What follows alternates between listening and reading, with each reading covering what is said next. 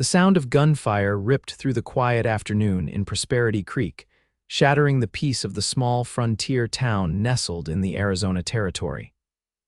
Amelia Fletcher clutched her 4-year-old son Thomas to her chest, her heart pounding wildly as she ducked behind an overturned wagon.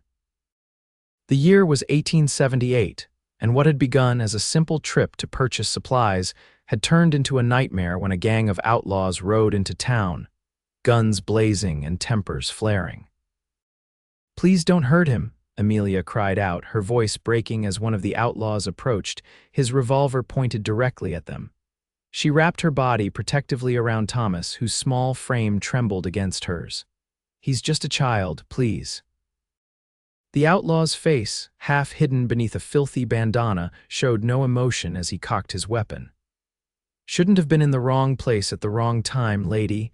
A shot rang out, but it wasn't from the outlaw's gun. The man jerked backward, his weapon clattering to the dusty ground as he clutched his shoulder. Blood seeped between his fingers as he cursed and stumbled. "I suggest you and your friends leave town now," came a deep, commanding voice, "unless you're eager to meet your maker today."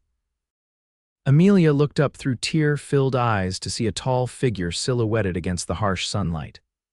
A cowboy stood there, his stance wide and confident, a smoking Colt revolver held steady in his right hand. His face was partially shadowed by the brim of his well-worn hat, but she could see the determined set of his jaw and the unflinching resolve in his eyes. The wounded outlaw backed away, still clutching his bleeding shoulder. "This ain't over," he spat before retreating to his horse and galloping away with the rest of his gang. Only when the pounding of hooves faded into the distance did the cowboy holster his weapon and approach Amelia and Thomas.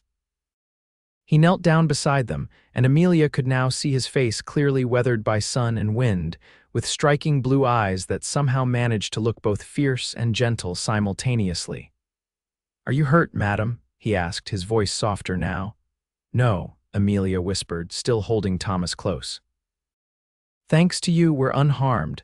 The cowboy nodded and offered his hand. "Lucas Xavier, most folks just call me Luke." "Amelia Fletcher," she replied, taking his hand. "And this is my son, Thomas." Thomas peered up at the stranger, his earlier fear giving way to childish curiosity. "Are you a real cowboy?" he asked, his voice small but steady. A smile softened Lucas's rugged features. "Born and raised, little man." As Lucas helped Amelia to her feet, neither of them could have known that this chance encounter would change the course of their lives forever, binding their fates together in ways they couldn't possibly imagine in the wild and unforgiving landscape of the American frontier. "Thank you for your help, Mr. Xavier," Amelia said, brushing dust from her simple calico dress. "I don't know what would have happened if you hadn't come along." "Call me Luke, please," he replied, adjusting his hat, "and no thanks needed. I couldn't stand by and watch harm come to a woman and child." His eyes briefly scanned the town, which was now cautiously returning to life after the outlaw's departure. "Are you from around here? I don't recall seeing you before." Amelia hesitated, clutching Thomas's hand tightly. "We arrived just yesterday. I've taken a position as the new schoolteacher." Lucas nodded. "The town's been waiting for you. The last teacher left 6 months ago." He glanced down at Thomas. "And this young man will be attending." "Not for a couple of years yet," Amelia replied, smoothing Thomas's unruly brown hair. "He's only 4. A commotion from the other end of the street caught their attention. The town sheriff, a portly man with a gray mustache, was approaching with several deputies. "Xavier." The sheriff called out. "What in tarnation happened here? Was that the Delaney gang I just saw riding out?" Lucas straightened his posture. "It was, Sheriff Morris. Seems they thought they'd try their luck in Prosperity Creek. I persuaded them otherwise." Sheriff Morris looked from Lucas to Amelia and Thomas. "Anyone hurt?" "No, sir," Lucas replied, "though they came mighty close to harming Mrs. Fletcher and her boy here." The sheriff tipped his hat to Amelia. "Madam, you must be our new schoolteacher. Terrible welcome to our town." "I apologize for that." "It's not your fault, Sheriff," Amelia said softly, "and Mr. Xavier Luke was quite heroic." The sheriff chuckled. That doesn't surprise me. Luke here's the finest ranch foreman in the territory. The Double R Ranch would fall apart without him. He turned serious again. Those outlaws might return. They've been causing trouble all across the territory. Stagecoach robberies, mostly. This is the first time they've been bold enough to ride directly into a town. I should get Thomas back to our lodgings, Amelia said, suddenly feeling the weight of the day's events. Her legs felt unsteady beneath her, and a delayed shock was setting in. Lucas noticed her pallor. "Allow me to escort you, Mrs. Fletcher. Those men could still be nearby." Amelia nodded gratefully. "Thank you." "We're staying at Mrs. Whittaker's boarding house until the schoolteacher's cottage is ready." As they walked down the dusty main street, Thomas skipping ahead occasionally but never straying far, Lucas studied Amelia from the corner of his eye. She was young, probably in her mid-20s, with auburn hair neatly pinned beneath a modest bonnet. Her blue eyes, though reddened from tears, held a quiet strength that impressed him. She wore no wedding ring, but he didn't presume to ask about her circumstances. "How long have you been in the territory?" he asked instead. "We came west from Boston 3 years ago," Amelia replied. "My husband William was a doctor. He wanted to practice where he was needed most. We settled in Tucson initially, but—" She trailed off, her eyes clouding with a memory. "You don't have to explain," Lucas said gently. Amelia nodded gratefully. "Thomas and I have been moving from town to town since then. I've taught in 3 different schools. When I heard Prosperity Creek needed a teacher, it seemed like a good opportunity." They reached the boarding house, a 2-story white painted building with a neat picket fence and flower beds that struggled against the Arizona heat. "Mrs. Whittaker runs a respectable house," Lucas said. "You'll be safe here." As if on cue, the front door opened and a plump, gray-haired woman appeared, wiping her hands on her apron. "There you are, Mrs. Fletcher. I heard there was trouble in town. Are you and the boy all right?" "We're fine, Mrs. Whittaker, thanks to Mr. Xavier here." Mrs. Whittaker beamed at Lucas. "Well, if it isn't Lucas Xavier, haven't seen you in town for a spell. Too busy out at that ranch of yours, I suppose." "Yes, madam. Spring roundups kept us all busy." Mrs. Whittaker turned to Amelia. "You couldn't ask for a better protector than Luke Xavier, my dear. His father was one of the first settlers in this valley, God rest his soul. Luke knows every inch of this territory." Thomas, who had been quiet, suddenly tugged on Lucas's hand. "Can you teach me to shoot a gun like you, Thomas?" Amelia exclaimed, embarrassed. Lucas chuckled and knelt to the boy's level. "How about I teach you to ride a horse first? Every good cowboy needs to know how to ride before he learns to shoot." Thomas's eyes widened with excitement. "Really? Can I, Mama, please?" Amelia hesitated, looking uncertain. "I don't know, Thomas. Horses are very large animals and you're still quite small." "I have a gentle mare that would be perfect for lessons," Lucas offered, "and I'd make sure he was safe every second," Mrs. Whittaker chimed in. "Oh, do let the boy learn, Mrs. Fletcher. Every young man in these parts needs to know how to handle himself." Amelia looked at her son's hopeful face and then at Lucas's reassuring smile. "Perhaps, when things settle down a bit." "The Double R is hosting a spring social next Saturday," Lucas said. "The whole town's invited. There'll be food, music, and some gentle horses for the children. Maybe you could bring Thomas then." Before Amelia could respond, Mrs. Whittaker clapped her hands together. "What a wonderful idea. Mrs. Fletcher, you simply must attend. It'll be the perfect opportunity to meet everyone in town before school starts." Caught between her natural caution and the expectant faces around her, Amelia found herself nodding. "That sounds lovely. Thank you for the invitation." Lucas tipped his hat. "I should get back to the ranch. Mr. Randall will be wanting a report on the cattle we moved to the north pasture." He looked directly at Amelia, his blue eyes serious.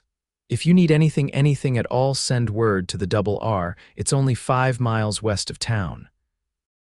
As Lucas walked away, Thomas waved enthusiastically. "Goodbye, Mr. Cowboy. See you Saturday." Lucas turned and smiled, raising his hand in farewell before mounting his horse and riding out of town. Mrs. Whittaker watched him go with a knowing look. "That's a good man there, Mrs. Fletcher. One of the finest in the territory." Amelia said nothing, but she found her eyes following the lone figure until he disappeared into the distance, a strange flutter in her chest that she hadn't felt in a very long time. The week passed quickly as Amelia prepared for her teaching position. The small schoolhouse at the edge of town needed cleaning and organizing, and she spent her days arranging books, writing lesson plans, and meeting the families of her future students. Thomas accompanied her, playing quietly in the corner with the wooden horse Lucas had sent over the day after their encounter, a gesture that had touched Amelia deeply. Saturday arrived with clear skies and a gentle breeze that offered relief from the usual Arizona heat. Amelia dressed Thomas in his best clothes, which were still showing signs of wear, and put on her own Sunday dress, a simple blue cotton that brought out the color of her eyes. "You look pretty, Mama," Thomas said as she pinned her hair up. Amelia smiled at her son's reflection in the small mirror. "Thank you, sweetheart. Are you excited about seeing the horses today?" Thomas nodded enthusiastically. "And Mr. Luke, do you think he remembered about teaching me to ride?" "I'm sure he did," Amelia replied, wondering herself if Lucas would remember them amid what was sure to be a busy social event. She chided herself for the disappointment she felt at the thought he might not. Mrs. Whittaker arranged for them to ride to the Double R with the blacksmith and his family, who had a wagon with enough room for everyone.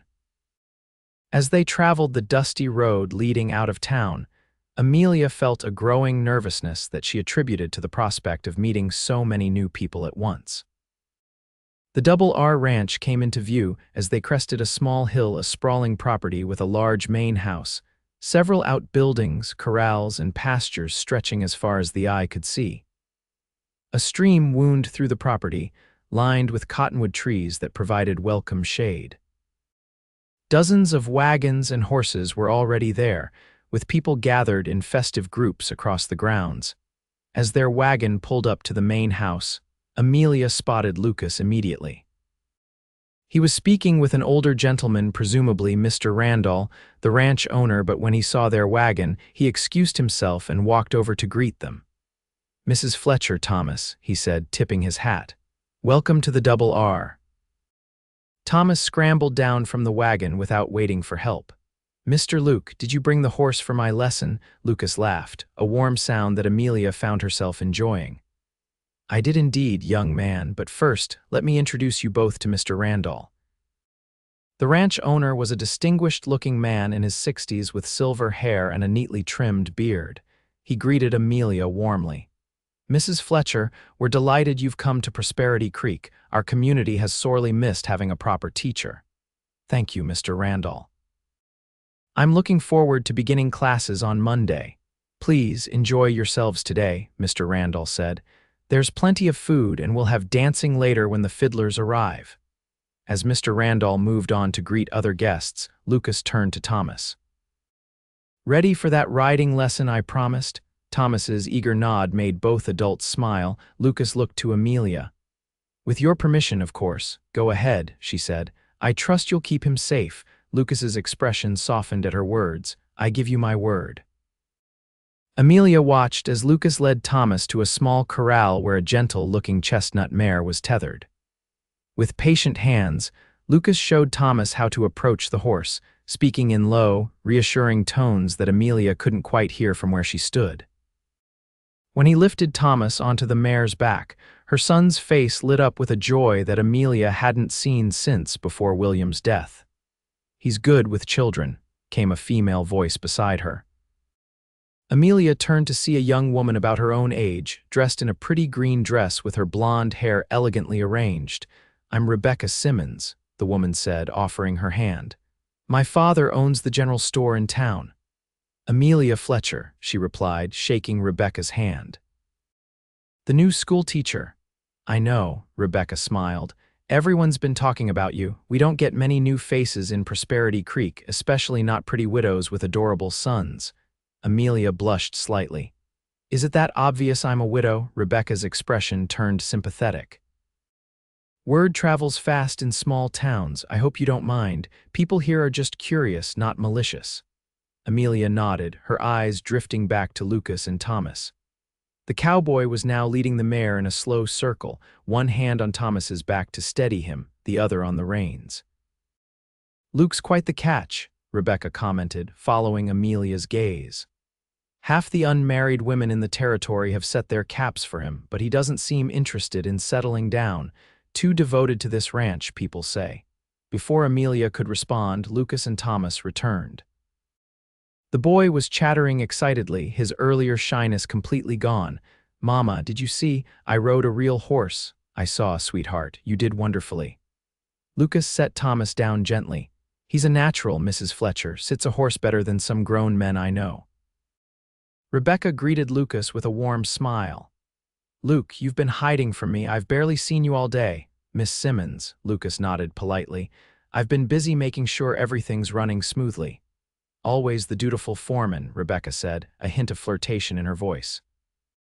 "Will you save me a dance for later?" Lucas shifted uncomfortably.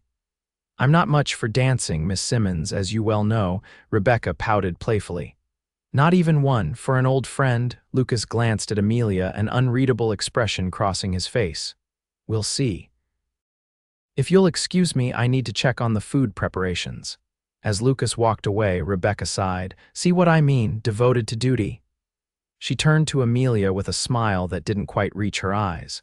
"Come, let me introduce you to some of the other ladies. You'll want to know the mothers of your future students." The rest of the afternoon passed pleasantly as Amelia met many of Prosperity Creek's residents. Thomas alternated between playing with the other children and seeking out Lucas, who always seemed to have a moment for the boy despite his responsibilities. Amelia found her gaze repeatedly drawn to the tall cowboy as he moved efficiently around the ranch, directing workers, greeting guests, and ensuring everything ran smoothly. As evening approached, lanterns were lit around a cleared area, and the promised fiddlers began to play. Couples took to the impromptu dance floor, laughing and spinning to lively tunes. Thomas had fallen asleep on a bench, worn out from his exciting day. Amelia sat beside her son, watching the dancers and enjoying the cool evening air when Lucas approached and sat down beside her.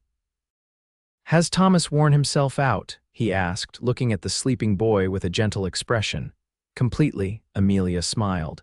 "He's had the most wonderful day, thank you for that." Lucas nodded, his eyes meeting hers. "It was my pleasure. He's a fine boy, Mrs. Fletcher." "Amelia," she said softly. "Please call me Amelia." A smile touched Lucas's lips. "Amelia," he repeated, as if testing the sound of it. They sat in comfortable silence for a moment, watching the dancers. Rebecca Simmons glided past in the arms of the banker's son, sending a pointed look in their direction. "Miss Simmons seems disappointed you haven't claimed your dance with her," Amelia observed. Lucas chuckled. "Rebecca and I grew up together. She's always trying to draw me onto the dance floor, despite knowing I have 2 left feet." "I find that hard to believe," Amelia said. "You move with such assurance around the ranch. Horses are easier to understand than dance steps," Lucas replied with a self-deprecating smile. "Or women, for that matter." Their eyes met again, and Amelia felt that strange flutter return to her chest. Lucas cleared his throat and stood, offering his hand. "Would you care to dance, Amelia? I can't promise I won't step on your toes, but I'd like to try if you're willing." Amelia glanced at Thomas. "I shouldn't leave him." "We can stay right here," Lucas said, gesturing to the open space near the bench, close enough to watch him. Hesitantly, Amelia placed her hand in Lucas's and stood. His hand was warm and calloused from years of ranch work, but his touch was gentle as he led her a few steps away and placed his other hand respectfully at her waist. The fiddlers had shifted to a slower tune, and they began to sway to the music. Lucas moved cautiously at first, clearly concentrating on his steps, but soon relaxed into the rhythm. "See, not so terrible after all," Amelia said with a small smile. Lucas's blue eyes crinkled at the corners. "I have an excellent partner." As they danced beneath the starlit sky, Amelia became increasingly aware of Lucas's presence, the subtle scent of leather and open air that clung to him, the strength in his arms, the way his eyes never left her face. For the first time since William's death, she felt something stir within her, a sensation so unexpected that it almost made her pull away. Lucas sensed her hesitation. "Is everything all right?" "Yes," she said quickly. It's been a long time since I danced." Understanding flickered in his eyes. "Since your husband?" Amelia nodded, unable to speak past the sudden tightness in her throat. "We can stop if you wish," Lucas said gently. "No," Amelia replied, surprising herself with her conviction. "I'd like to continue." They danced in silence for the remainder of the song. When the music ended, Lucas didn't immediately release her hand. "Thank you for the dance," he said softly. "Thank you for not stepping on my toes," Amelia replied with a small smile. Lucas laughed, the sound warm and genuine. "I saved that for the next dance." Before Amelia could respond, Thomas stirred on the bench, rubbing his eyes sleepily. "Mama," Amelia went to him immediately, kneeling beside the bench. "I'm here, sweetheart. Can we go home? I'm tired." Lucas spoke up. "I can drive you both back to town in my wagon. It's getting late, and the road can be dangerous after dark." Amelia hesitated only briefly before nodding. "That would be very kind, thank you." As Lucas went to prepare his wagon, Rebecca approached Amelia with a smile that seemed forced. "Leaving so soon? The party's barely begun." "Thomas is tired," Amelia explained. "It's well past his bedtime." Rebecca's eyes followed Lucas as he walked toward the barn. "And Luke is driving you? How gallant of him." Amelia felt a blush rise to her cheeks. "He offered because it's dark and after what happened in town, of course," Rebecca interrupted smoothly. "Safety first. Luke is always thinking of others." She leaned closer, lowering her voice. "Just a friendly word of advice, Mrs. Fletcher. Lucas Xavier may seem like the perfect gentleman, but he has a past. There's a reason he hasn't settled down despite being the most eligible bachelor in the territory." Before Amelia could ask what she meant, Rebecca straightened and plastered on a bright smile as Lucas returned. "Your wagon awaits, Mrs. Fletcher," he announced, then nodded to Rebecca. "Miss Simmons." "Luke," Rebecca replied sweetly. "Drive carefully. Good night, Mrs. Fletcher. I'll see you in church tomorrow." As Lucas helped Amelia and a sleepy Thomas into his wagon, Amelia found herself wondering about Rebecca's warning. What past was she referring to? Lucas had been nothing but kind and honorable in their brief acquaintance. The drive back to town was quiet, with Thomas falling asleep almost immediately, nestled against Amelia's side. The night was clear, with 1,000 stars scattered across the velvet sky and a half-moon providing just enough light to see the road ahead. "Your son is a brave boy," Lucas said after they had been traveling for a while. "Most children his age would have been terrified after what happened in town, but he seems resilient." "He's had to be," Amelia replied softly. "He was only 2 when his father died. We've moved several times since then, always adjusting to new surroundings." Lucas was quiet for a moment. "May I ask what happened to your husband?" Amelia stared ahead at the darkened road. "There was an outbreak of fever in Tucson. William treated dozens of patients. He was exposed too many times. He knew the risk, but he couldn't turn people away." Her voice caught. "He was a good man." "I'm sure he was," Lucas said gently. "Thomas has his mother's courage, and I'd wager he has his father's heart."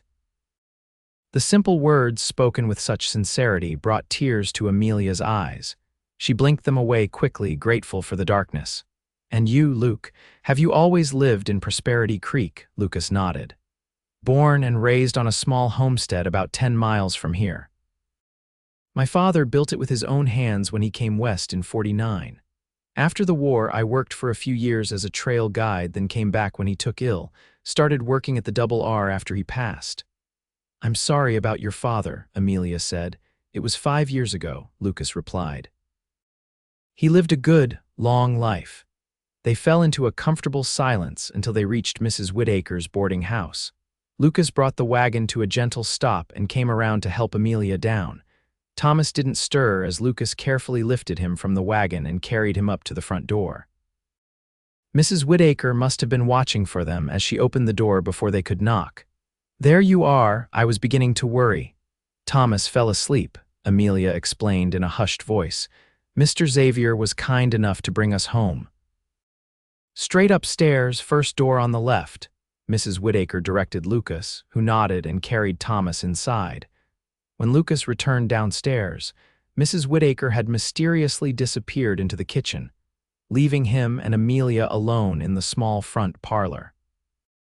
"Thank you for bringing us home," Amelia said, suddenly feeling shy, "and for making today special for Thomas. He hasn't stopped talking about you all week."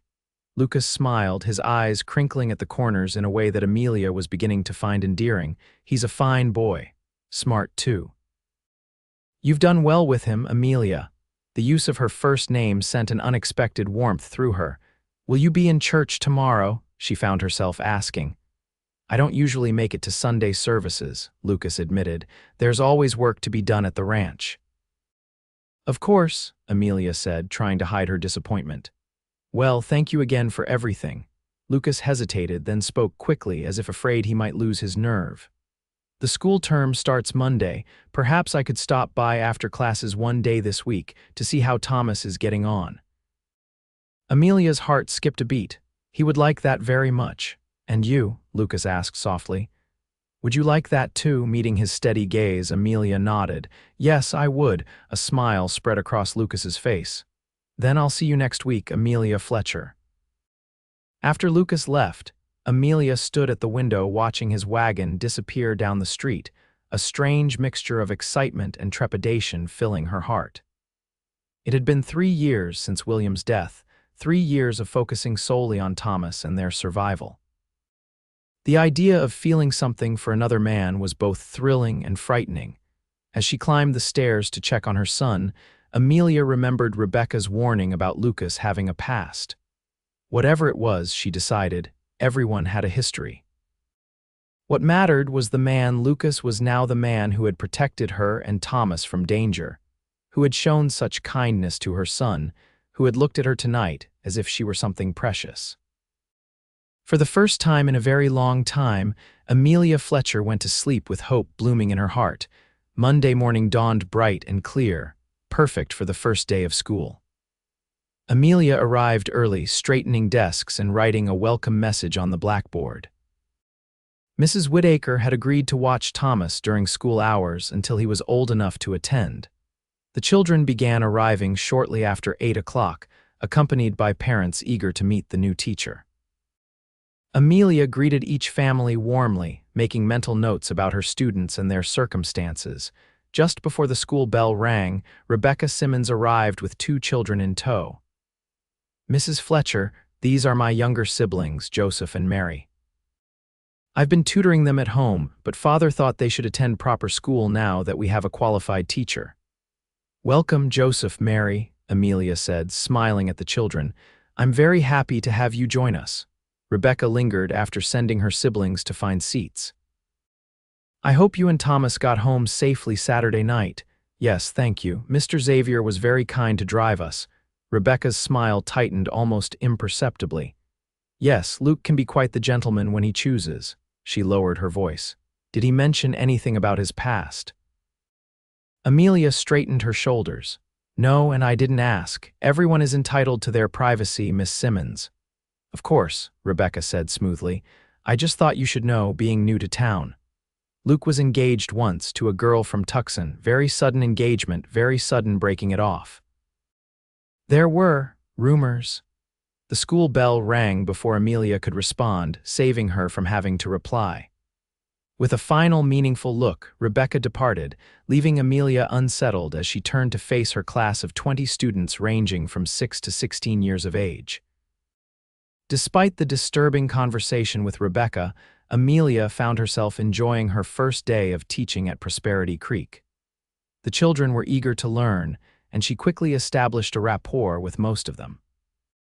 By the time the final bell rang at 3 o'clock, she felt confident that she had made the right decision in coming to this town. As the children gathered their belongings and filed out, Amelia noticed a tall figure standing beneath an oak tree across from the schoolhouse. Her heart quickened as she recognized Lucas, who tipped his hat when he saw her looking his way. "Miss Fletcher," it was Mary Simmons, Rebecca's younger sister. "Is that man waiting for you?" Amelia smiled at the girl. "I believe Mr. Xavier is just being neighborly, making sure everyone gets home safely." Mary nodded solemnly. My sister says he's the handsomest man in the territory, but that he's got a dark secret. Amelia's smile faltered. Your sister shouldn't be spreading gossip, Mary. And neither should you. Run along now. After the last child had left, Lucas crossed the street to the schoolhouse. He looked different today, cleaner, his shirt newer, as if he had made an effort with his appearance. Mr. Xavier, Amelia greeted him formally, aware that they might be observed. This is a surprise.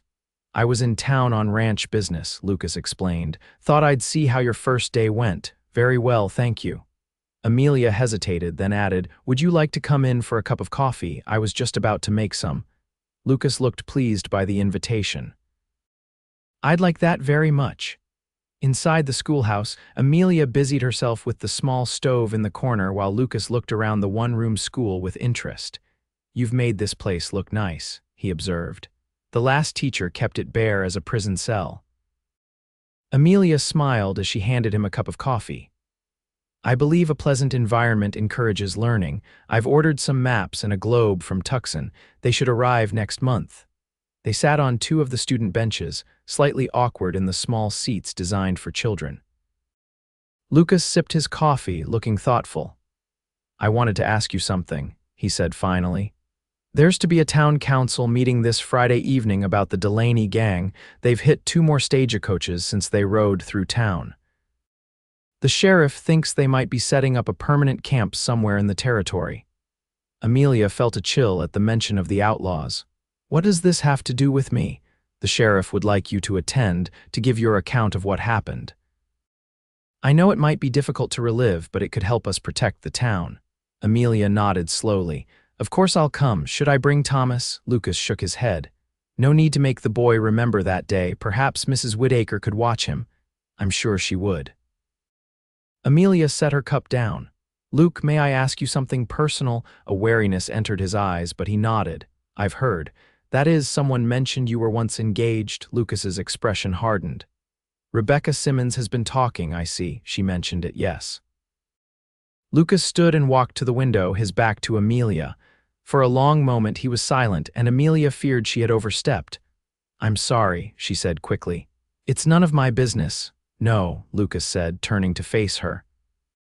If you're going to hear about it, you should hear the truth, not gossip. He took a deep breath. Her name was Elizabeth Carson. Her father owned a ranch near Tucson.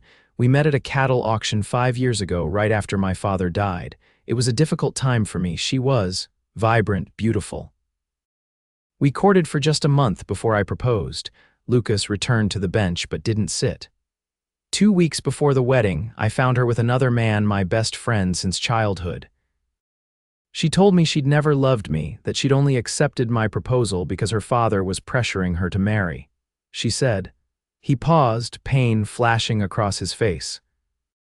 She said no woman could ever truly love a man like me, a simple cowboy with dirt under his nails and no ambition beyond working someone else's land. Amelia's heart ached for him. She was wrong to say such cruel things. Lucas shrugged, attempting to appear unaffected, though Amelia could see it still pained him. Perhaps there was truth in her words. I am just a cowboy. I've never wanted to be anything else. There's honor in honest work, Amelia said firmly. My husband was a doctor, educated at Harvard, but he respected men like you men who work the land, who build things with their hands, who protect others. That's far more admirable than many so-called ambitious men I've known. Lucas looked at her with surprise, then gratitude. Thank you for saying that. Their eyes held for a long moment, and Amelia felt that now familiar flutter in her chest. Lucas seemed about to say something more when the schoolhouse door opened, and Rebecca Simmons entered without knocking. Oh, Rebecca exclaimed with feigned surprise. I didn't realize you had company, Mrs. Fletcher. I just came to collect Mary's reader. She forgot it. Of course, Amelia said, moving to a desk where she'd placed forgotten items. Here it is. Rebecca took the book, her eyes moving between Amelia and Lucas with barely concealed interest. How nice to see you in town during the week, Luke. The double R must be running itself today. Lucas's expression cooled. Mr. Randall gave me some business to attend to in town. I should be getting back now. He turned to Amelia. Thank you for the coffee, Mrs. Fletcher. I'll see you at the town meeting on Friday." After Lucas left, Rebecca made no move to follow. Instead, she perched on the edge of Amelia's desk. "I see Luke wasted no time in seeking you out." Amelia began gathering her papers, keeping her voice neutral. "Mr. Xavier stopped by to inform me about a town meeting regarding the Delaney gang. Is that all he wanted?" Rebecca's tone was innocent, but her eyes were sharp. "He seemed quite comfortable here."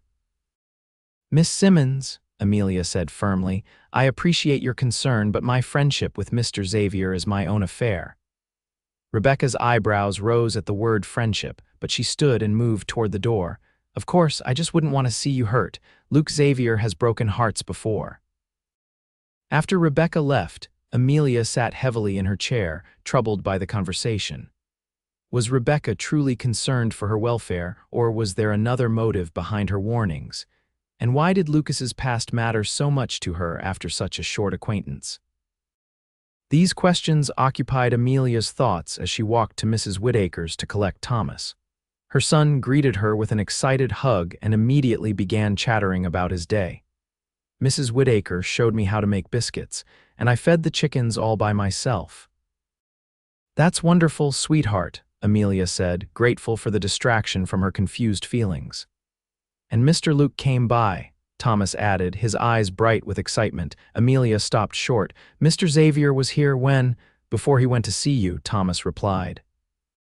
"He brought me a book about horses and said maybe this weekend I could come to the ranch for another riding lesson if you say it's okay." Mrs. Whittaker appeared in the doorway, wiping flour from her hands. "That man dotes on this boy like he was his own," she said with a knowing smile. "Brought a beautiful illustrated book on horsemanship. Must have cost a pretty penny." Amelia felt a warmth spread through her at the thought of Lucas thinking of Thomas, seeking him out before coming to the school. It spoke of a gentleness, a consideration that touched her deeply. "Can I go, Mama?" "Please." Thomas was practically bouncing with anticipation. "We'll see," Amelia replied, not wanting to commit before speaking with Lucas directly. "I need to talk to Mr. Xavier about it first." That night, after Thomas was asleep, Amelia sat by her window looking out at the stars. The same stars, she thought, that Lucas would be seeing from the Double R Ranch. The idea created an unexpected sense of connection that both comforted and frightened her. It had been 3 years since William's death. 3 years of focusing solely on Thomas and their survival. The idea of caring for someone new, of opening her heart to the possibility of loss again, was terrifying. Yet when she thought of Lucas, his steady presence, his kindness to Thomas, the way his eyes crinkled when he smiled, she felt something she had thought dead within her stirring back to life. Friday evening arrived, and with it, the town council meeting. Mrs. Whittaker happily agreed to watch Thomas, who was disappointed not to be included but was consoled by the promise of freshly baked cookies. The meeting was held in the back room of Prosperity Creek's only hotel, a space large enough to accommodate the 30 or so citizens who attended. Sheriff Morris stood at the front, flanked by his deputies, and the mayor, a portly banker named Harrigan. Amelia took a seat near the back, feeling somewhat out of place as one of only a handful of women present. She was just settling in when Lucas entered. Their eyes met across the room, and he made his way to her side. "Mrs. Fletcher," he greeted her formally, though his eyes held a warmth that belied the formality. "May I join you?" Amelia nodded, acutely aware of the curious glances from other townspeople. Rebecca Simmons sat with her father across the room, watching them with undisguised interest. Sheriff Morris called the meeting to order. "As you all know, the Delaney gang has been causing trouble throughout the territory. They've robbed 3 stagecoaches in the past month, and as we saw last week, they're getting bold enough to ride directly into towns." He proceeded to describe the gang's activities in detail, their methods, the areas they'd targeted, the growing violence of their attacks. "We believe they may have established a hideout somewhere in the Devil's Backbone Range, about 20 miles northeast of town." Lucas leaned forward, his expression serious. "That's rough country, Sheriff. Plenty of caves and hidden canyons where they could hole up." "Exactly why we need to organize a posse," the sheriff replied. I'm calling for volunteers to ride out with me next week to search the area." Several men raised their hands immediately, including Lucas. Amelia felt a chill of fear at the thought of him confronting the dangerous outlaws again. "Before we go further," the sheriff continued, "I'd like Mrs. Fletcher to tell us what she observed when the gang rode into town. The more we know about these men, the better prepared we'll be." All eyes turned to Amelia, who reluctantly stood. With a steady voice, she recounted the terrifying encounter, the outlaws' appearance, their weapons, their manner of speaking, and most importantly, how they had seemed unconcerned about harming a child. "The one who threatened us had a scar across his left cheek," she concluded. "And he wore a silver ring on his right hand, a large, ornate thing that caught the light when he pointed his gun at us." Sheriff Morris nodded grimly. "That would be Jack Delaney himself. He's the leader and the most dangerous of the lot. Thank you, Mrs. Fletcher. That's valuable information." As Amelia sat down, Lucas's hand briefly covered hers, a gesture of support that didn't go unnoticed by Rebecca Simmons, whose eyes narrowed. The meeting continued with discussion of increased patrols and other security measures for the town. When it finally adjourned, Lucas offered to walk Amelia back to Mrs. Whittaker's.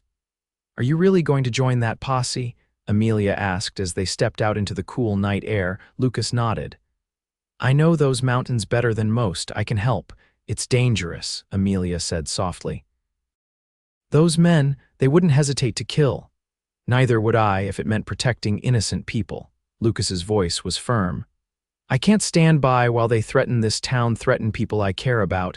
His eyes met hers, and Amelia knew he was thinking of her and Thomas. The realization sent a rush of emotions through her, fear for his safety, but also a warmth at knowing he cared enough to risk himself for them. "Thomas showed me the book you gave him," she said, changing the subject. "It was very thoughtful of you." Lucas smiled. "I thought he might enjoy it." "Did he mention my offer of another riding lesson?" "He hasn't talked about anything else," Amelia admitted with a small laugh. "But I don't want to impose on your time." "It's no imposition," Lucas assured her.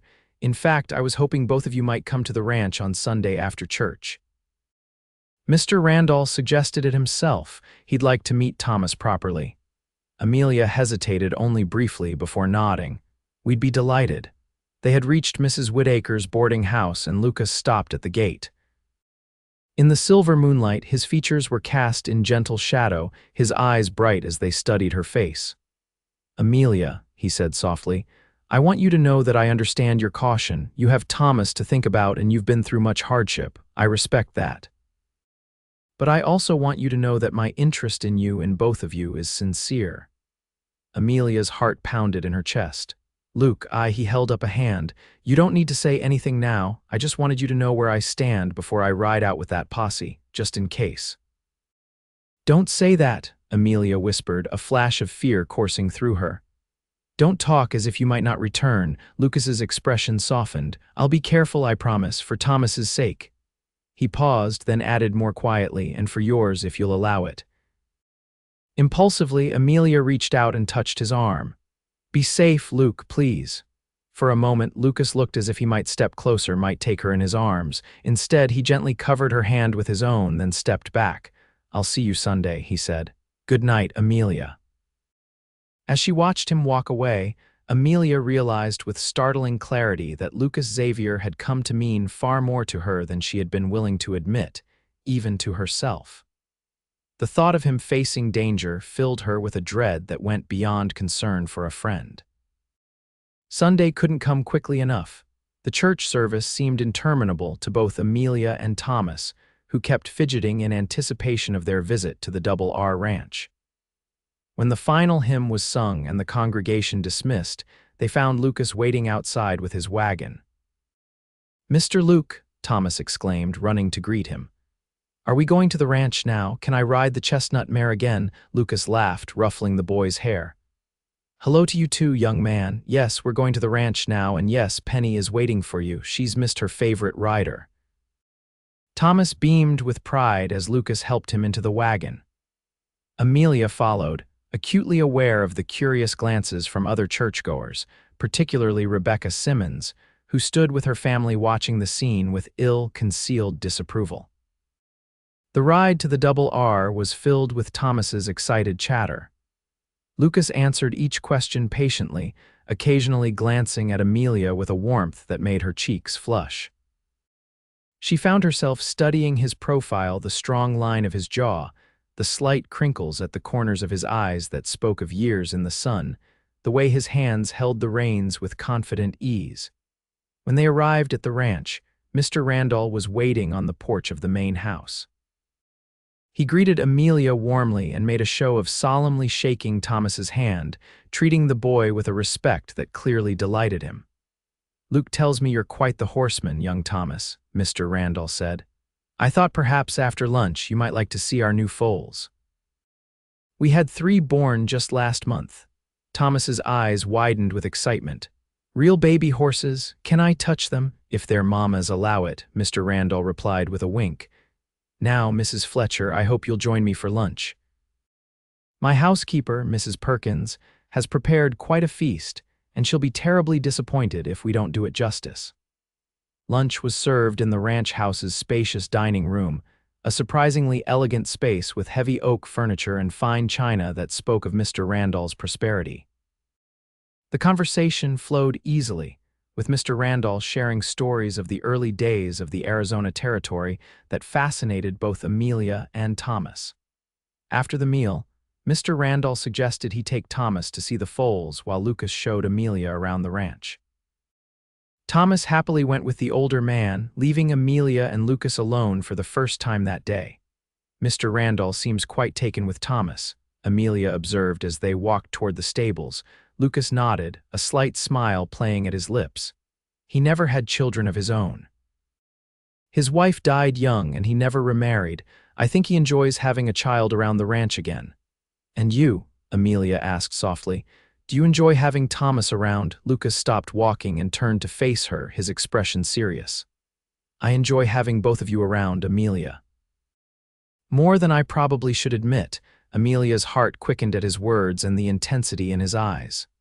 "Luke, about what you said Friday night, I meant it," he interrupted gently. "Every word, but I don't want to rush you or make you uncomfortable." "You don't," Amelia assured him. It's been a long time since I've felt anything for anyone. It's frightening." Lucas nodded in understanding. "For me too, after Elizabeth." He trailed off, then continued more firmly. "I never thought I'd want to risk my heart again. But then you and Thomas came to Prosperity Creek, and suddenly I found myself thinking about more than just the next day's work." They had reached a small rise overlooking a lush pasture where horses grazed peacefully in the afternoon sun. In the distance, the mountains rose in purple majesty against the clear blue sky. Lucas gestured to a flat boulder and they sat side by side, looking out over the beautiful landscape. "When do you leave with the posse?" Amelia asked, unable to keep the worry from her voice. "Tuesday morning," Lucas replied. "Sheriff Morris wants to catch the Delaney gang by surprise. We'll be gone 3 days, maybe 4. Amelia nodded, trying to hide her fear. "Thomas will be disappointed to miss his riding lessons. I've arranged for one of our ranch hands, Jim Cooper, to continue them while I'm gone. He's good with children, if that's all right with you." Touched by his thoughtfulness, Amelia smiled. "That's very kind. Thomas will be pleased." They sat in comfortable silence for a moment, watching a hawk circle lazily overhead. Then, hesitantly, Lucas reached over and took Amelia's hand in his. His touch was warm, his calloused palm a testament to years of hard work. "Amelia," he said softly, "I know it's soon, and I know you have Thomas to consider. But I want you to know that when this business with the Delaney gang is over, I hope, that is, I'd like to court you properly, if you'd allow it." Amelia looked down at their joined hands, then up into Lucas's earnest blue eyes. In that moment, the fear and uncertainty that had held her back seemed to dissolve, replaced by a certainty that surprised her with its strength. "I think I'd like that very much, Luke," she whispered. The smile that broke across his face was like the sun emerging from behind clouds. For a heartbeat, it seemed he might kiss her, but a shout from the direction of the stables interrupted the moment. "Mama, Mr. Luke, come quick." Thomas's excited voice carried across the pasture. "The baby horse, let me pet him." Lucas stood and helped Amelia to her feet, not releasing her hand as they walked back toward the stables. The simple contact felt significant, a promise of something new beginning between them. For the rest of the afternoon, they watched Thomas's riding lesson together, their shoulders occasionally touching as they stood at the corral fence. When it was time to return to town, Lucas loaded them into his wagon with obvious reluctance to see the day end. As they approached Prosperity Creek, Thomas fell asleep against Amelia's side, worn out from his exciting day. Lucas glanced at the sleeping boy with affection. "He's a remarkable child," he said quietly. "You've done a fine job raising him on your own." "Thank you," Amelia replied, smoothing Thomas's hair. "It hasn't always been easy, but he's worth every struggle." When they reached Mrs. Whittaker's boarding house, Lucas carried the sleeping Thomas inside and up to his bed. Mrs. Whittaker, ever discreet, made herself scarce, leaving Amelia and Lucas alone in the small parlor. "Thank you for today," Amelia said. "Thomas had a wonderful time." "So did I," Lucas replied, taking a step closer to her. "Amelia, before I leave with the posse, I wanted to—" He was interrupted by a knock at the door. With an apologetic smile, Amelia went to answer it, surprised to find Sheriff Morris standing there, his expression grave. "Mrs. Fletcher, Xavier." He nodded to them both.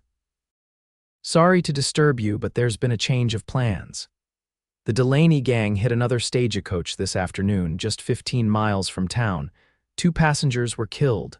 Lucas's expression hardened. "When do we ride out?" "First light tomorrow," the sheriff replied. "We can't wait any longer." "This has to end." After the sheriff left, Lucas turned to Amelia, apology in his eyes. "I'm sorry, I have to go." "I understand," Amelia said, though fear clutched at her heart. "Just promise me you'll be careful." Lucas stepped closer, his hands gently coming to rest on her shoulders. "I promise." Then, with a tenderness that made her breath catch, he leaned down and pressed his lips to hers in a brief, sweet kiss. It was over almost before it began, but it left Amelia's heart racing. "I'll come back to you," Lucas whispered. "To both of you."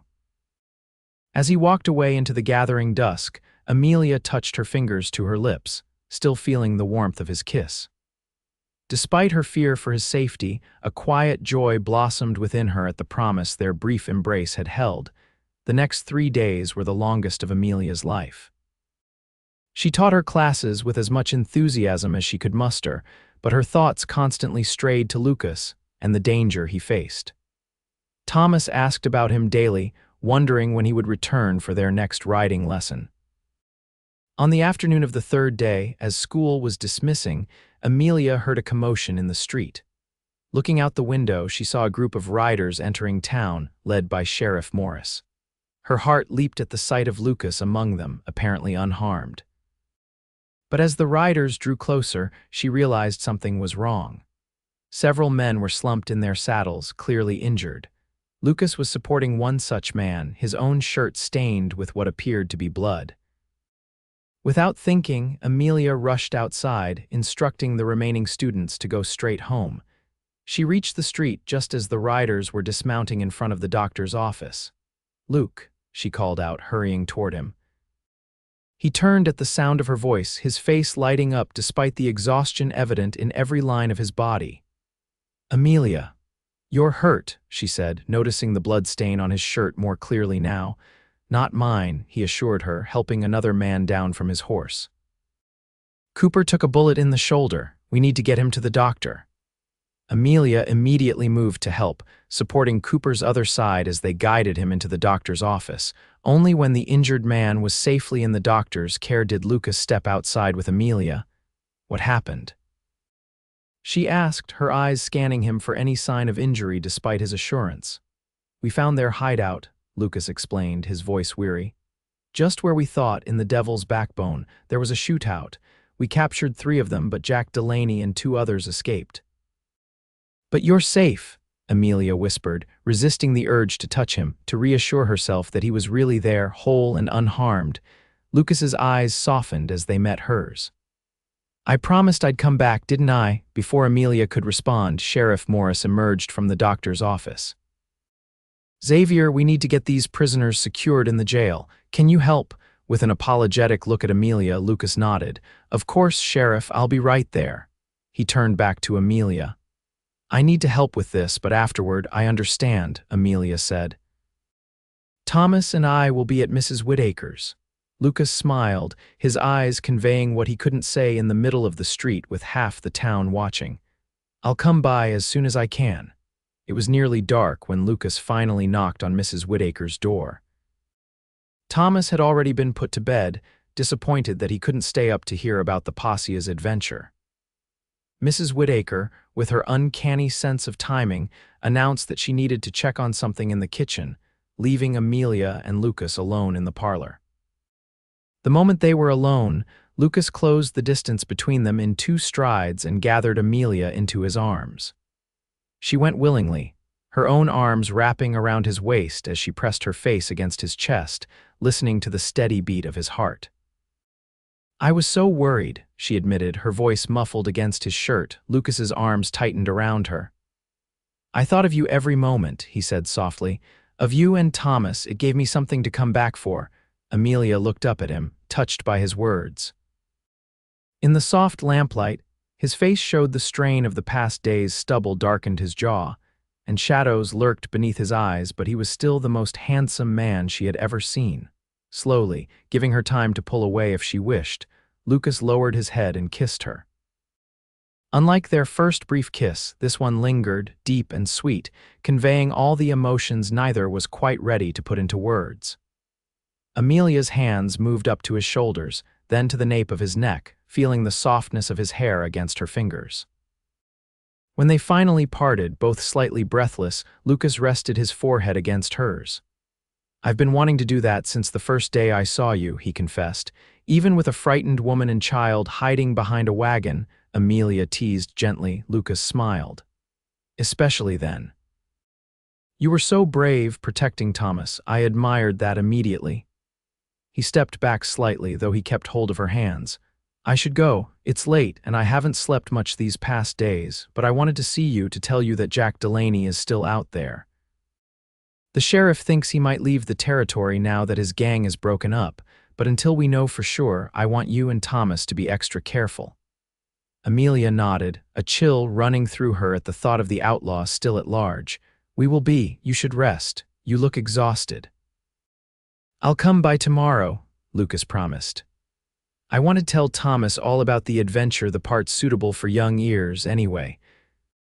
With a final, gentle kiss, Lucas departed, leaving Amelia standing in the parlor with her fingers once again touching her lips, marveling at how quickly and completely this man had worked his way into her heart. The next few weeks passed in a blur of quiet happiness for Amelia. Lucas visited regularly, often taking her and Thomas on outings around Prosperity Creek. Thomas's riding lessons continued, and the boy worshipped Lucas, hanging on his every word and imitating his mannerisms in a way that both amused and touched Amelia. As spring turned to summer, Amelia found herself falling deeper in love with Lucas Xavier. He was everything she had never known. She wanted, strong yet gentle, confident yet humble, and utterly devoted to both her and Thomas. They shared quiet conversations on Mrs. Whittaker's porch in the evenings, learning each other's histories, dreams, and fears. With each passing day, Amelia felt the last of her reservations melting away. The town, of course, noticed their courtship. Most people seemed pleased, especially Mrs. Whittaker and Mr. Randall, who had taken to inviting them to Sunday dinner at the ranch each week. But Rebecca Simmons made her disapproval known through pointed comments and cold glances whenever they crossed paths.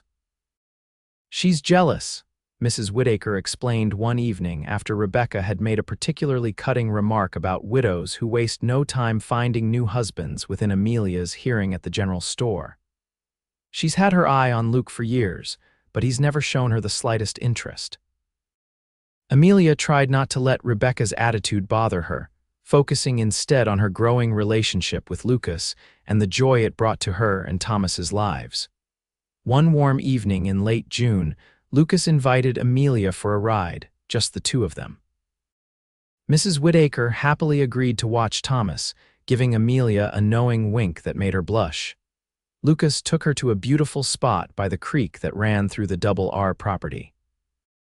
A picnic basket waited on a blanket spread beneath a cottonwood tree, and Amelia laughed in delight at the surprise.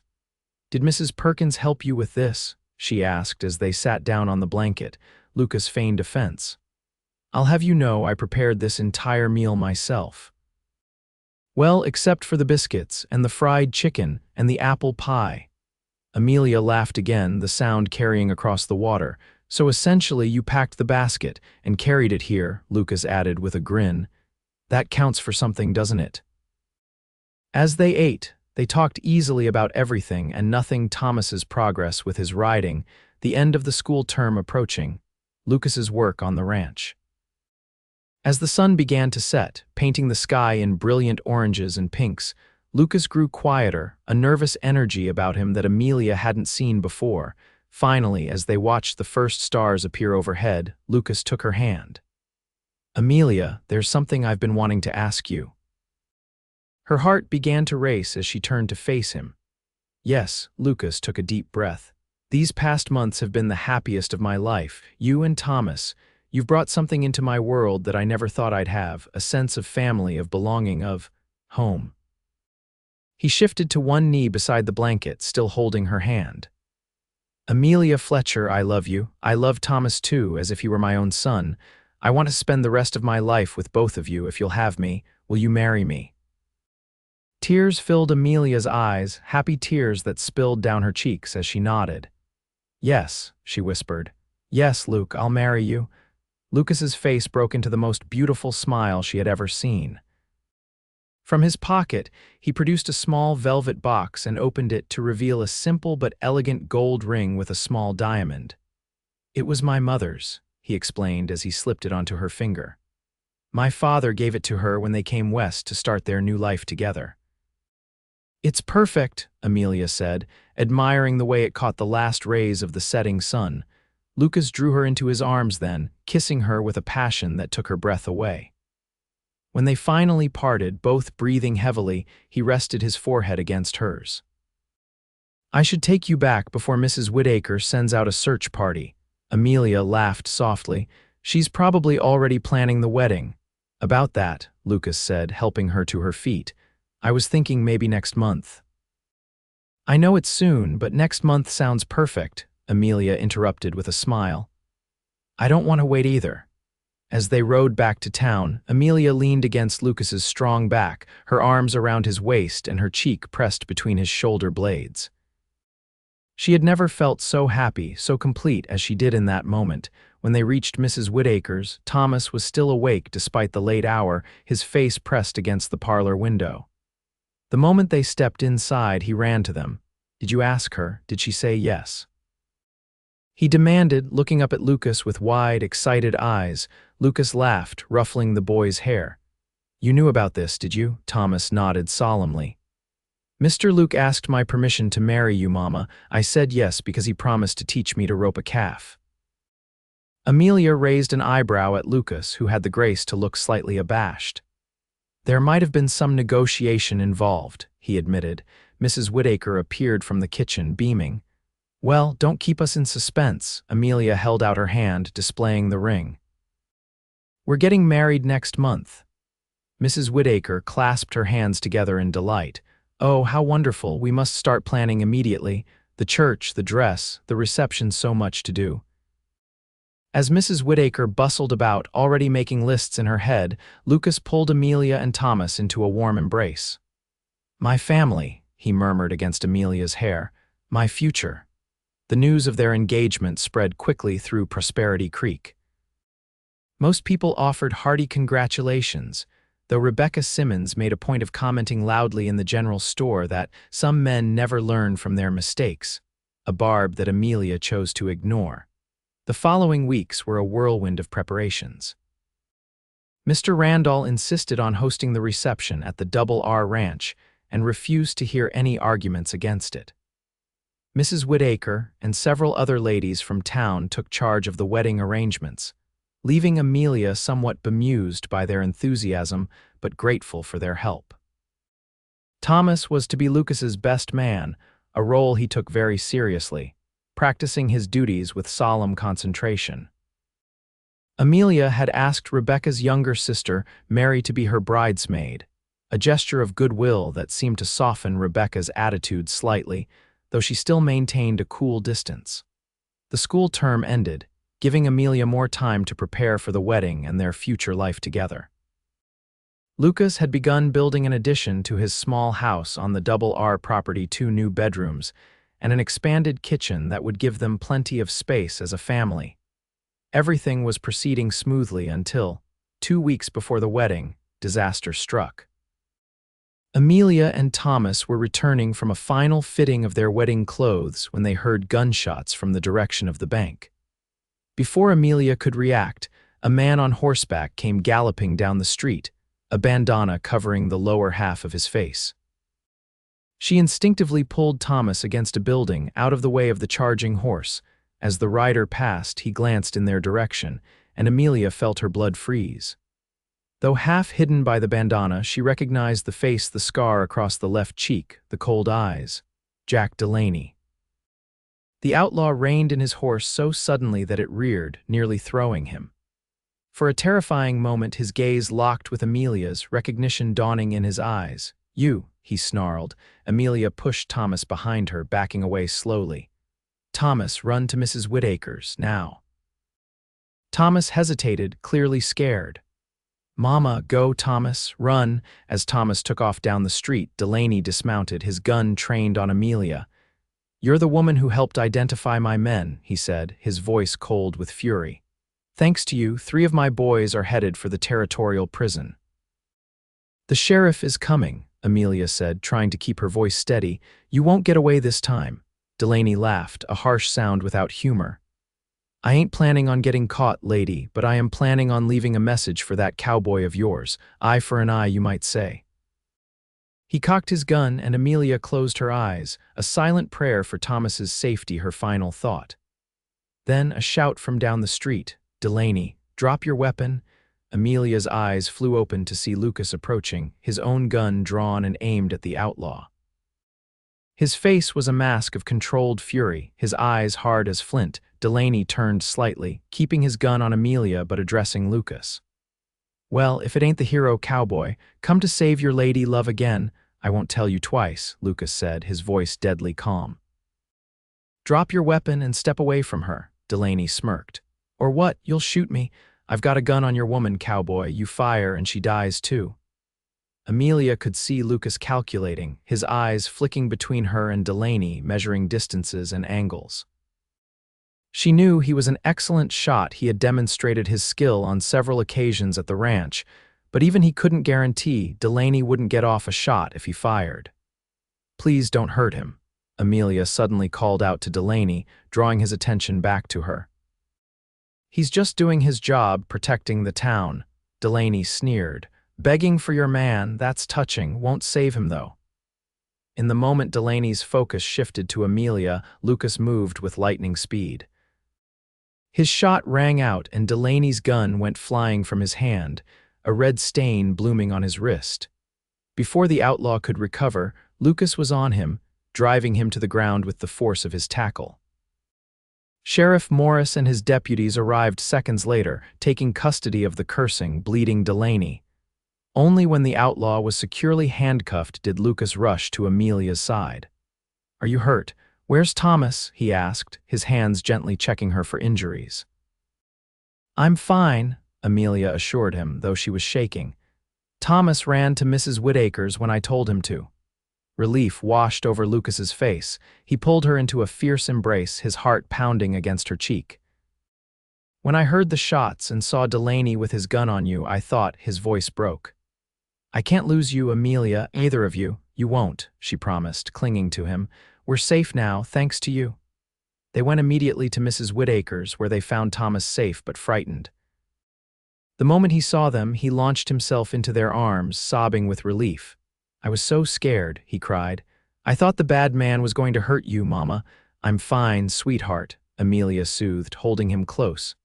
"Mr. Luke protected me, just like he protected us that first day."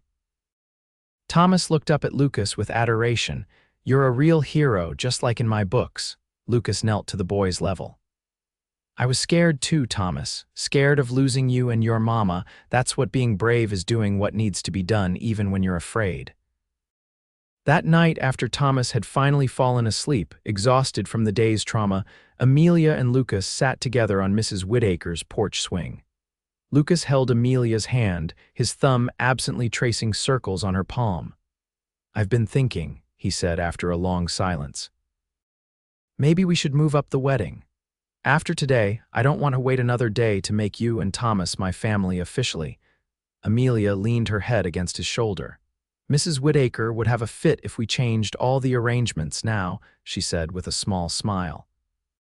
"Besides, Delaney is in jail. We're safe." Lucas didn't look convinced. "I still worry." "Until his trial, until he's behind bars for good, Luke," Amelia interrupted gently. "We can't live our lives in fear.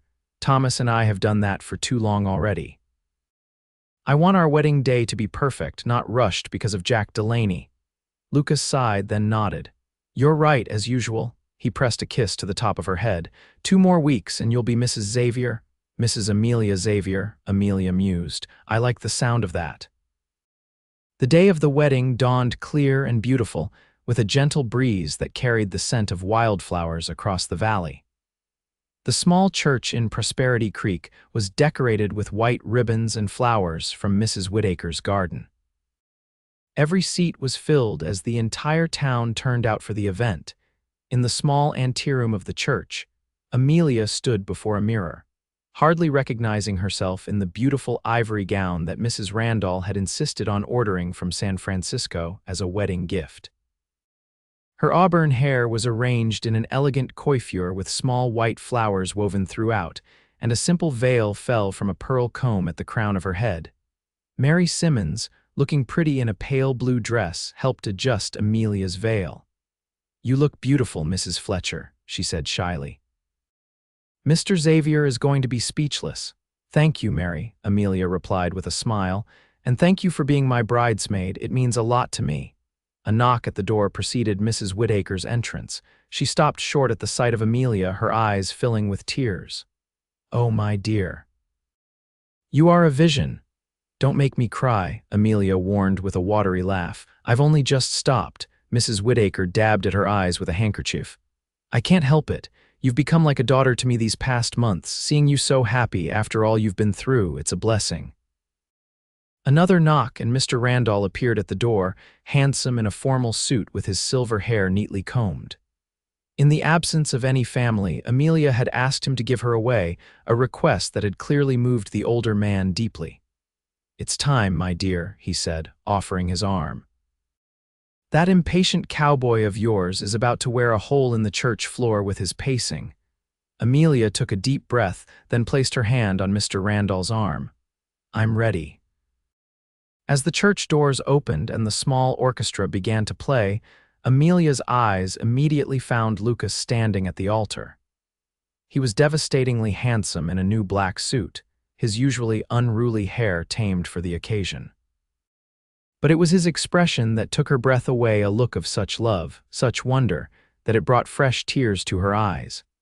Thomas stood beside him as best man, puffed up with importance in his new suit, his face split by an enormous grin when he saw his mother. The walk down the aisle seemed both eternal and instantaneous. Before she knew it, Amelia stood before Lucas, her hand being placed in his by Mr. Randall. "Who gives this woman to be married?" the minister asked. "I do, on behalf of all who love her," Mr. Randall replied, his voice thick with emotion. The ceremony itself passed in a blur for Amelia. She was aware only of Lucas's steady presence beside her, his strong hand holding hers, his clear voice as he spoke his vows. "I, Lucas James Xavier, take thee, Amelia Rose Fletcher, to be my wedded wife, to have and to hold from this day forward, for better, for worse, for richer, for poorer, in sickness and in health, to love and to cherish, till death do us part." When it came time for Amelia to speak her vows, her voice wavered with emotion, but her words were firm and clear. As Lucas slipped a gold band onto her finger to join her engagement ring, she felt a sense of rightness, of completion, that she had never expected to find again after William's death. "I now pronounce you man and wife," the minister declared. "You may kiss your bride." Lucas's kiss was gentle yet filled with promise, appropriate for a church full of onlookers, but conveying all the love and passion they would share in private later. When they turned to face the congregation as Mr. and Mrs. Xavier, Amelia felt her heart might burst with happiness. Thomas insisted on riding to the reception with them in the flower-decorated wagon, sitting proudly between his mother and his new father. "Are you my real father now?" he asked Lucas as they drove to the Double R. Lucas exchanged a glance with Amelia before answering. "I'm your stepfather, Thomas. Your real father will always be Dr. Fletcher, and he loved you very much. But I love you too, and I'll always be here for you, just like a father should be." Thomas considered this, then nodded. "I think I can have two fathers, one in heaven and one here with us." Amelia's eyes filled with tears at her son's simple wisdom. Lucas reached across Thomas to squeeze her hand, his own eyes suspiciously bright. The reception at the Double R Ranch was everything Mrs. Whittaker and Mr. Randall had promised: a joyous celebration with food, music, and dancing that lasted well into the evening. Amelia and Lucas moved among their guests, accepting congratulations and well wishes from nearly everyone in Prosperity Creek. Even Rebecca Simmons approached them, her expression more resigned than resentful. "Congratulations," she said, managing a small smile. "I hope you'll be very happy together." "Thank you, Rebecca," Amelia replied sincerely. "That means a lot to us." As the sun began to set, casting a golden glow over the festivities, Lucas drew Amelia away from the crowd to a quiet spot beneath the same cottonwood tree where he had proposed. "Happy, Mrs. Xavier?" he asked, his arms encircling her waist. "Deliriously," Amelia replied, reaching up to touch his cheek. "I never thought I could feel this way again. You've given us a second chance at happiness." Lucas's eyes were tender as they gazed down at her. "I plan to spend the rest of my life making sure you never regret taking that chance." Their kiss was interrupted by Thomas, who came running up to them with excitement. "Mr. Randall says there's going to be fireworks. Can we watch them together? As a family?" Lucas lifted the boy into his arms. "As a family," he agreed, wrapping his other arm around Amelia's shoulders. "Always as a family." As the first fireworks exploded overhead, painting the darkening sky with brilliant colors, Amelia looked at her husband and her family, their faces illuminated by the spectacle above. In that perfect moment, the struggles and sorrows of the past seemed to fall away, leaving only the promise of their future together. Lucas caught her watching him and smiled, that special smile that was reserved only for her. "I love you, Amelia Xavier," he said, his voice barely audible over the explosions overhead. "And I love you, Lucas Xavier," she replied, standing on tiptoe to kiss him as another burst of light and color filled the sky. Now and always. 5 years later, Amelia stood on the porch of their home at the Double R, watching as Lucas taught their 3-year-old daughter Emma to sit on a gentle pony. Thomas, now 9, was nearby, demonstrating his roping skills, which had improved dramatically under Lucas's patient tutelage. In the 5 years since their wedding, Prosperity Creek had grown into a proper town with a new bank, a hotel, and even a small newspaper. The railroad had come through the previous year, bringing new opportunities and settlers to the once remote community. Lucas had been made a partner in the Double R Ranch after Mr. Randall suffered a mild heart attack 2 years earlier. The older man, though recovered, had decided to take a less active role in the ranch's operations, trusting Lucas to manage the expanding business. Under Lucas's direction, the Double R had doubled its size and was now one of the most successful cattle operations in the territory. Amelia continued to teach at the school, which had expanded to 2 rooms to accommodate the growing population of children. She loved her work, finding fulfillment in shaping young minds while still having time for her family. Thomas had grown into a thoughtful, intelligent boy who excelled in school and showed a natural talent for ranching. He idolized Lucas, following him around the ranch whenever possible and soaking up knowledge like a sponge. Though he still occasionally asked questions about his birth father, he had fully accepted Lucas as his dad, a bond that strengthened with each passing year. Little Emma, born 2 years after their wedding, was the image of her mother with auburn curls and bright blue eyes like her father. She was fearless and curious, already showing signs of the same independence that had drawn Lucas to Amelia. As Amelia watched her family, a wave of gratitude washed over her. Their life wasn't perfect, there were still challenges, disagreements, difficult days, but it was rich and full in all the ways that mattered. Lucas looked up, catching her eye across the yard. The love in his gaze, still as strong and clear as it had been on their wedding day, made her heart skip a beat. He said something to Thomas, then lifted Emma from the pony and carried her toward the house. "Mama, did you see?" Emma called excitedly as they approached. "I rode all by myself." "I saw, sweetheart," Amelia replied, holding out her arms for her daughter. "You were very brave." Lucas set Emma down and she ran to her mother, chattering about the pony and how she wasn't scared at all. Amelia listened with appropriate enthusiasm, smoothing her daughter's wind-blown curls. "Thomas wants to ride out to check the north pasture," Lucas said, climbing the porch steps to join them. "I told him we'd go after lunch." "That sounds wonderful," Amelia said. "Emma and I will pack a picnic. Perhaps we could all go. It's such a beautiful day." Lucas smiled, that special smile that still made her heart flutter after all these years. A family outing it is. As they walked inside together, Lucas's arm around Amelia's shoulders and Emma skipping ahead, Amelia reflected on the journey that had brought them to this point. From that terrifying moment when an outlaw threatened her son, to the instant a brave cowboy stepped in to protect them, their lives had been forever changed. "What are you thinking about?" Lucas asked, noticing her thoughtful expression. Amelia smiled up at him. "About how thankful I am that you rode into town that day 5 years ago, about how one moment of courage can change everything." Lucas pressed a kiss to her temple. "Best decision I ever made, stepping in that day, got myself the finest family a man could ask for." From the kitchen, Thomas called out, asking where the fishing poles were kept, and Emma began demanding cookies for the picnic. Lucas chuckled, giving Amelia's shoulders a squeeze before they went to attend to their children's needs. Later that afternoon, as they sat together on a blanket by the creek that ran through the north pasture, watching Thomas teach Emma how to bait a hook while Lucas offered advice, Amelia felt a contentment so deep it brought tears to her eyes. This was what she had found in Prosperity Creek, not just a job or a home, but a love that had healed old wounds and created something beautiful and new. A cowboy's love, steady and true as the land itself, that had given her and Thomas the family they had both longed for. And as Lucas caught her watching him and smiled, Amelia knew with absolute certainty that this love, their love, would endure through whatever challenges the future might bring, as constant and unwavering as the mountains that stood sentinel over their home.